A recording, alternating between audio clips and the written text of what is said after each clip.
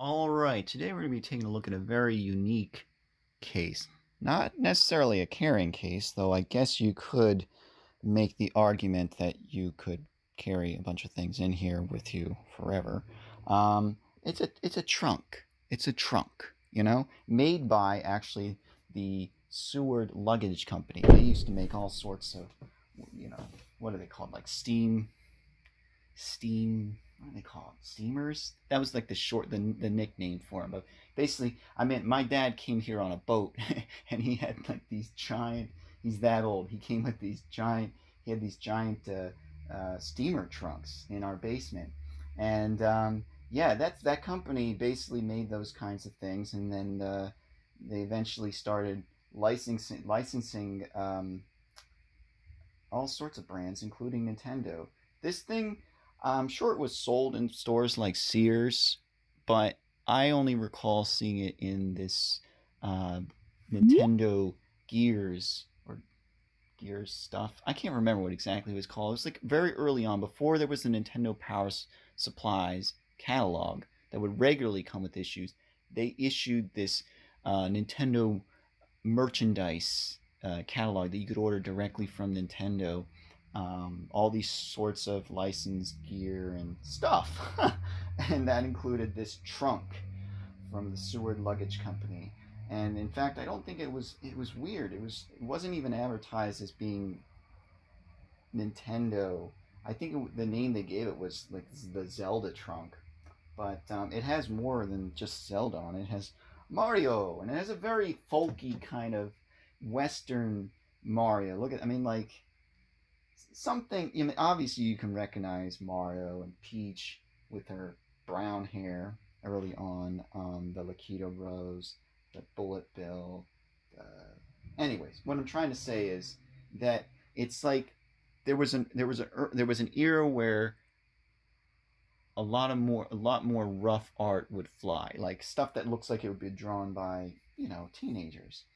So each side of this cube, except for the bottom, it's all black, has a design on it. And I would just assume, like, we're just talking, we're picking games to associate with different sides. We got, traditional Super Mario Brothers. We got Mario Bros. 3. I'm going to give you some close ups in a bit, but we got Super Mario Bros., which to me, I guess it's still Super Mario Bros. Because they didn't. I was thinking more Mario Brothers, the arcade, but they didn't change colors when there was no superpowers. There was the PAL block, but yeah, we got Zelda, the Legend of Zelda, and we got another Legend of Zelda on here. And let's see. Well, we'll go over this first here. No, should we? Yeah, we'll do this. We'll do this part here. So I normally, if you there's a spot over here, you can see where the carpet is depressed. That's where I normally keep it, right beside where I film all these cases. So I like to store not just extras in here, like things like extra controllers, extra systems, or systems that I currently don't have hooked up. Like I have a Saturn in here. I know, but either way, um, yeah, it's not. This is just various things I don't have space. I mean, I try to find space in what I have here. I don't know what I'm saying anymore. Let's talk about the inside. So, the inside, if you notice, is made of. In fact, the entire trunk is made of this really crappy pine, like really like the crappiest. I mean, you could, if I really wanted to, I could smash my fist through this.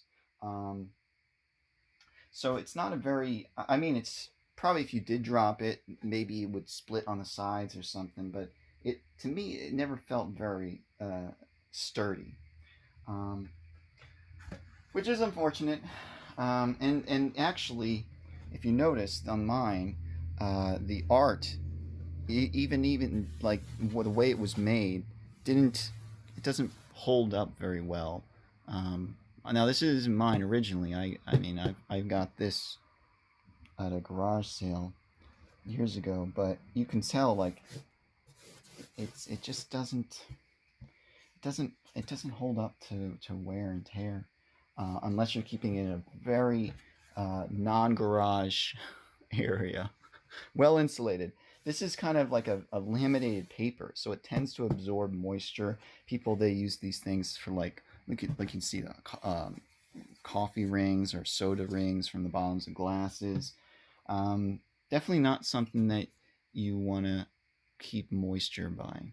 So, and also, this one's fine. This one's fine, but I'm going to show you something in a second. But this pine can also exude like a very strong and not pleasant odor. This one's fine. There's no odor. I don't know what exactly the original owner did to get rid of that, but that was, I mean, whoever, I don't know what they did, but it's great. Um, so this one closes by these latches here, and I leave it unlatched just because why would I latch it? Why would I? Especially when you keep the more you, these things are prone to corrosion and everything. Who knows how long those latches will hold up? But nonetheless, I bring that up because I have another one here that I got from another garage sale, and this one, it looks almost the same, almost the same, in terms of the designs we've got going on here. In fact, let me try to line things up so it will. I was lining things up so that it would make sense.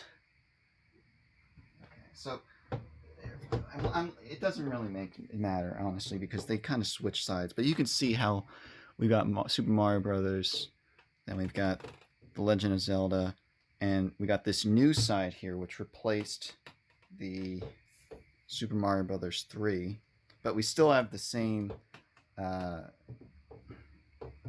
Zelda. We got that Zelda. We got that Zelda. Okay, but we don't have this Zelda. Oh, we do have that Zelda. It's just on a different side. I'm getting confused. And so this is like the combination of Mario Brothers 2, Zelda 2. The funny thing is, even though this is before, I don't know, I think it was 1992, so like probably 5 years later after these games came out, we have this smiley carrot here, which I always look at and I go like, that's Super Mario Brothers 2. This one held up a lot worse. You can see, just if you have one of these trunks, get it out of the attic, get it out of the garage as fast as possible.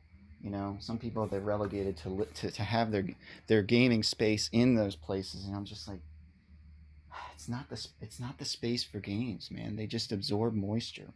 So, but I brought up the smell before, and this one I actually have been trying to deodorize by putting a bunch of newspapers in there. I actually emptied them out for now, but we're not going to get a good shot because I don't want to move the camera just yet. But it's the same kind of pine material, and the difference besides the art on here, which interestingly, look at that. We've got almost like a flying Mario from Super Mario World. So, I mean, obviously it's just because it's really crappy art. It's supposed to be him jumping, probably hitting a block or something. But it's actually pretty good. I like this Mario, even though it's still kind of angry eyes Mario. But yeah, a big difference on these is the way they open up. So this one opens up with a hinge. Did I lock it? With a hinge mechanism. I don't know.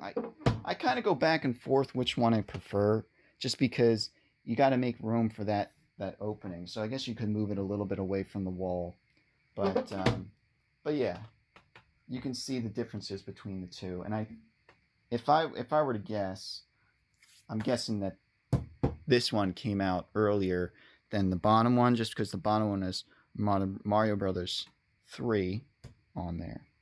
So yeah, let's get a better look at that art. But I'm dropping everything. Okay, I have a tape measure here. Let's do that first. I was gonna measure and show you how the sides were. Each of these, I mean, they're cubes, but they're a little bit taller just because of the lids. So they're about 16 inches by 16 inches. And then because of the lid, it's an extra maybe 4 inches or something. Oh no, it's interesting. It's only 16 and a half. So it's practically a cube. All right. So anyways, let's get low. Let's get low. Get low. All right. Is that low enough? I think we can get lower. Hold on. Let me just pause this for a second.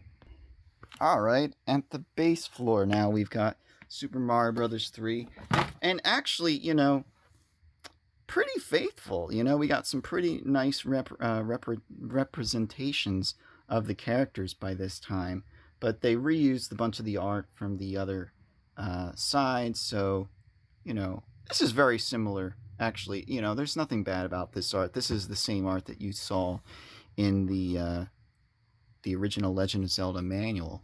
So, and maybe Zelda 2, some of it, but nonetheless, I think it's pretty good that it matches that art. So, yeah, it always makes me think of just Mario Brothers the arcade this side for some reason. But yeah, you can see it like this. Maybe you got a better view of it, but you can see how it's all craggly and wrinkly and everything because it just absorbs moisture. So even here, like I can feel like the paper has come up and started to warp.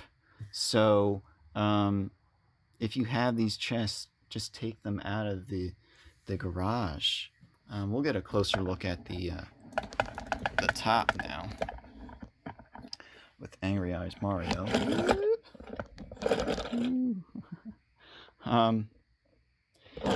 I always love this kind of extorted, not extorted, but distorted view of a lot of art. If you look at a lot of Game Boy box art, they use this very fisheye lens or reverse fisheye lens kind of art where everything is kind of pushed close towards the front and center, and then everything else is super far away. But it's just like there's so much activity and motion just drawn into the viewer's eye. But here, I guess he just jumped off the tower after getting the princess out of the tower. Toad's left there, like, yeah. Anyways, let's go look. Let's get a closer look at the side that was not on this one.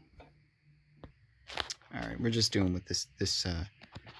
We just got to deal with this handheld vision because I didn't want to get out another tripod. So yeah, you can see the Pharaoh. We got the sword that shoots the laser beams, and it looks like mainly the bottom part Zelda 2, the top part is Mario 2. Look at that Mario. It's like just the proportions of the face and the foreshortening. It's like all weird and off. But it's charm. These things, they have charm, I think, to them. That's what makes them stand out and interesting. A lot of the art that you see today on official merchandise, it's so standardized that it feels a very copy and paste. And I know these both have copy and pasted art, obviously, like that there, right? But